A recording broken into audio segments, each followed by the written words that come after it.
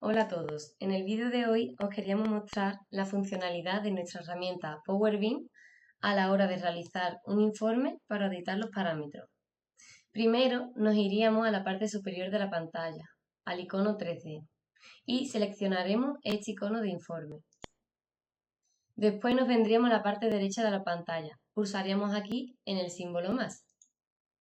Elegimos un nombre, seleccionamos una plantilla y le damos a crear.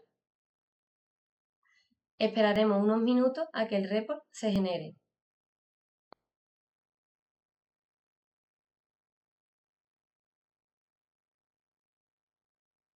Una vez que esté hecho, nos avisa y ya lo podemos seleccionar.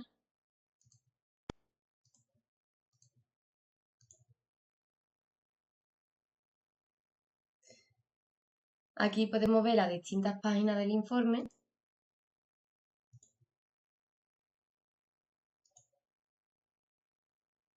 y ver toda la información de los parámetros que queremos revisar.